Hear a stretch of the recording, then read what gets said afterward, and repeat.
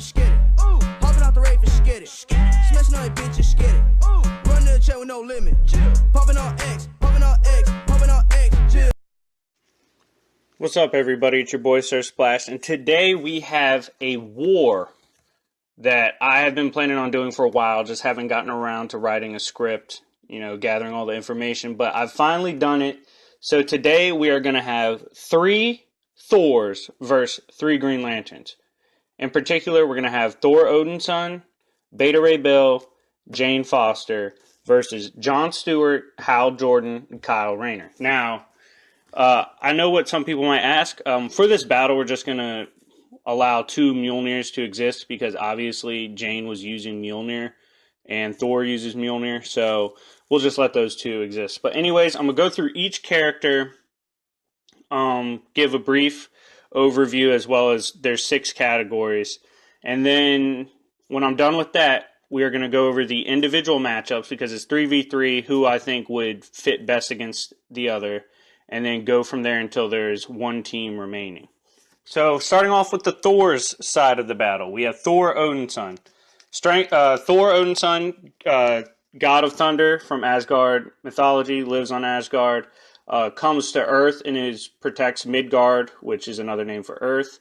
Strength-wise, easily, consistently, Solar System Plus. By the way, we will be using their normal forms. We won't be using White Lantern or Rune King Thor.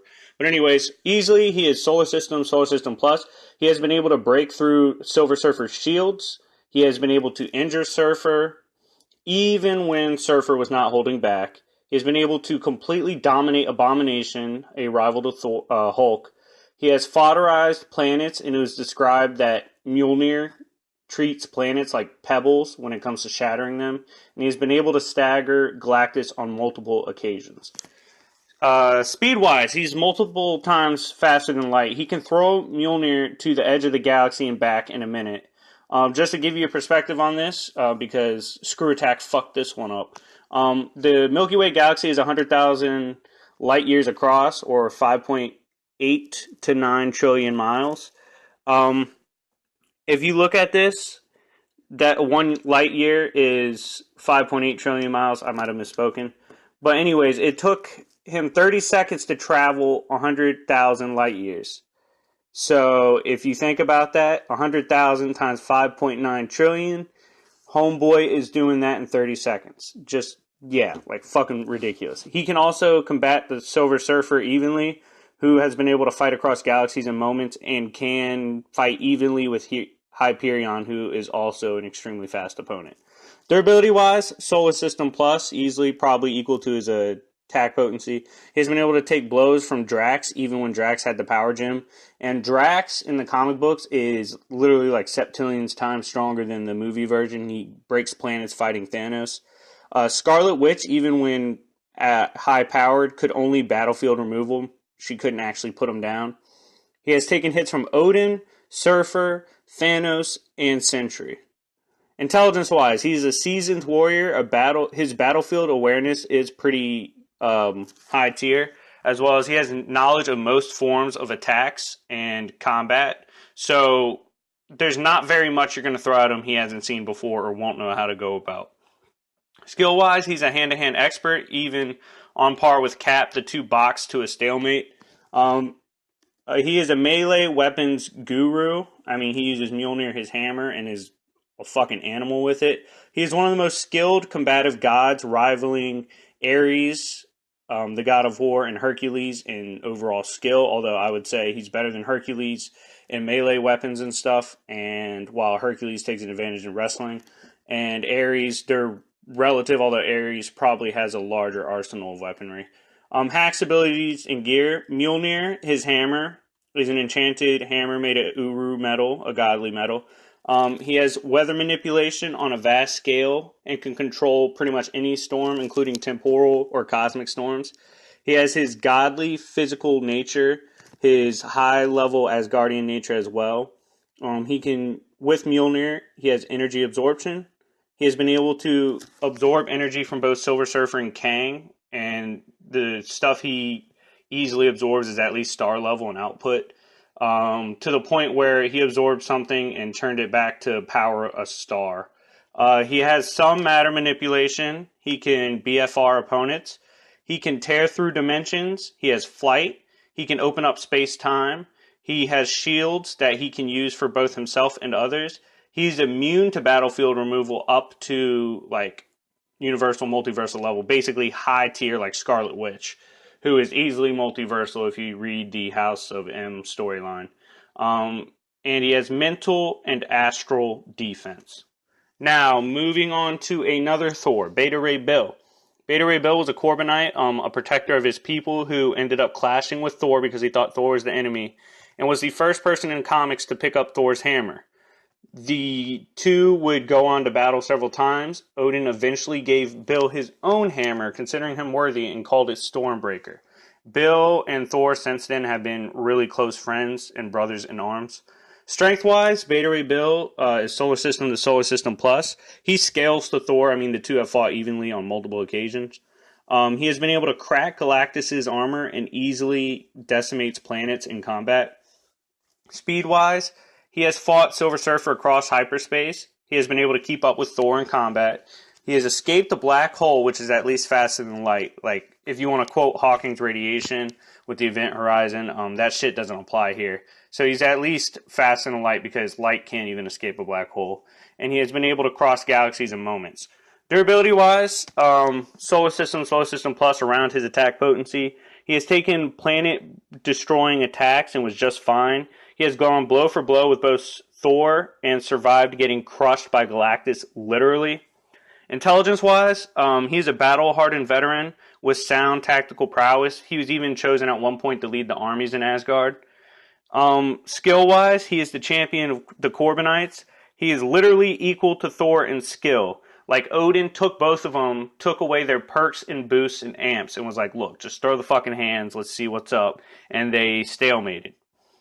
So yeah, he's skilled as one of the most skilled warriors available. Now, Hack's abilities and gear, he has Stormbreaker, which is a hammer similar to Thor's. He has his Korbanite physiology, which is only amplified by using Stormbreaker, and his physiology was enough for him to contend with Thor and base. He has massive shields. He can use Stormbreaker in his power for medical purposes, healing himself and others. He has the Flames of Michelheim, which are ancient flames that pretty much can burn anywhere, even space, and they burn for thousands of years. He has weather manipulation larger than stars themselves. He has lightning, portals, flight, high-tier energy manipulation, and high-tier energy absorption. Now, the last Thor we will look at is Jane Foster. Now, Jane Foster, former girlfriend of Thor, she's been his love interest in comics for years. Basically, she was undergoing cancer, and when Thor disappeared, she took up the mantle of Thor. And she is honestly one of the toughest characters in Marvel because every time she uses the hammer, it destroys her chemotherapy. And basically, she's killing herself doing it, but she knows she has to be a Thor because the world and the galaxy and the universe needs Thor. So strength-wise, she's kind of inconsistent, but you can put her around solar system level. She has some crazy feats, including drawing blood from Odin when she got pissed at him and threw hands. She's been able to fight Mangog and not die immediately, and Mangog's a fucking threat to Odin. She's staggered Gladiator and been able to dent adamantium and vibranium plating.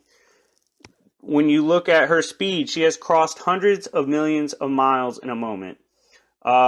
She's faster than Doctor Strange can track and easily evades lasers and energy beams. She's at least faster than light. Durability-wise, star level plus the solar system. She's taken blows from Gladiator, including his heat vision.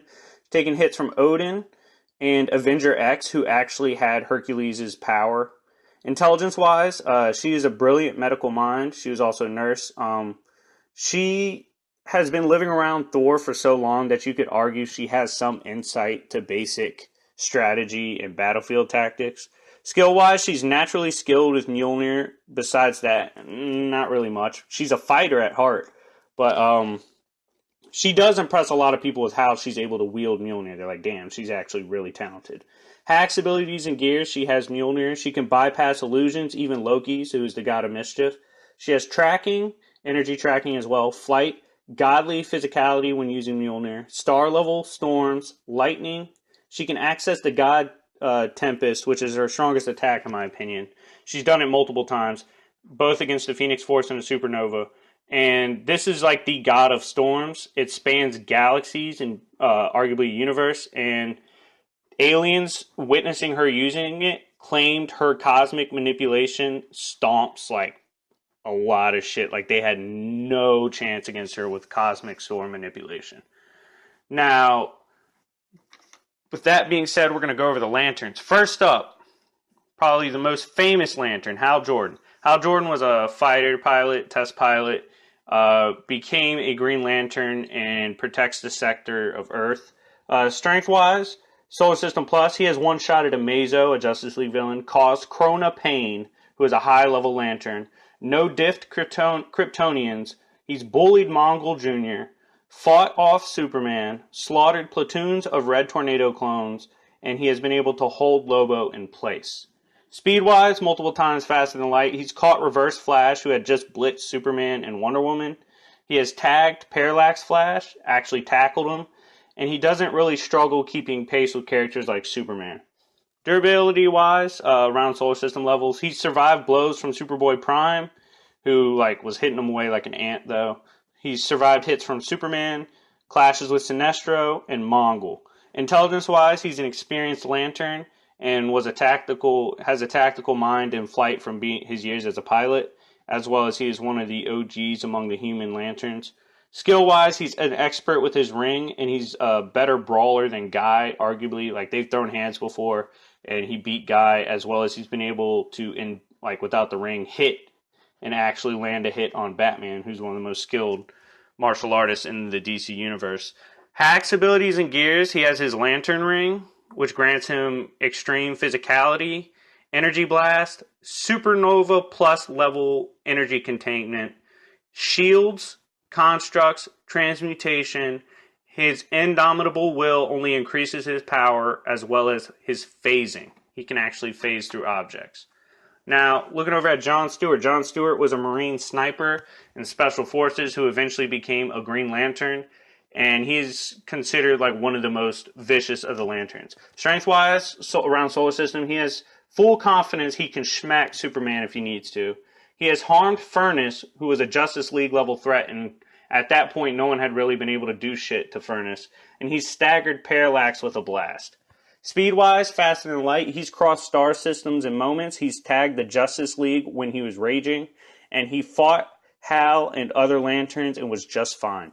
Durability-wise, around the same as his attack potency, solar system level. He survived battles with Furnace and Parallax, taken blows from Hal, swarms of Black Lantern zombies, literally a planet full, and yellow lanterns. Intelligence-wise, he is a tactical genius. He's a decorated Marine and Special Forces sniper, and he is the go-to human Lantern strategist in combat. Skill-wise, he has high-level military training, and he is held in high regards in the eyes of the Guardians as one of the most brave and talented Lanterns in existence. Hacks, abilities, and gear. He has his energy blasts and constructs, and he mostly uses military-based constructs, including literally recreating his platoon when he was in the military. He has flight, teleportation, and high-level energy shield and some energy absorption. Now, moving on to Kyle Rayner. Kyle Rayner was a painter, as well as one of the most polarized Lanterns because he is pretty unique as a character, as well as he's had different iterations in the Lantern Corps, not just Green Lantern. However, we are using Green Lantern Kyle Rayner. Now, or Rayner, I said Rayner, damn. Strength-wise, around solar system level, he's gone toe-to-toe with Sinestro and was just fine, as well as other Lanterns. He's staggered an alternative Superman, aka Ultraman, and has been able to bully Calabac. Speed-wise, he's multiple times faster than light. He can somewhat keep up with speedsters. He can battle Sinestro and dodge energy beams casually. And light years are kind of fodder to him as far as crossing them. Durability-wise, he can take blunt force and piercing, including stabs to the heart. He has taken blasts from Solaris and survived a cosmic storm from Alexander Luthor. Intelligence-wise, he's a brilliant artist, free thinker, and decent strategist, and has decent hand-to-hand combat. Skill-wise, he is has the most unique and intricate constructs. He knows how to take a unique approach to combat, making him unorthodox and hard to predict because his artist background allows him to put insane detail into his constructs.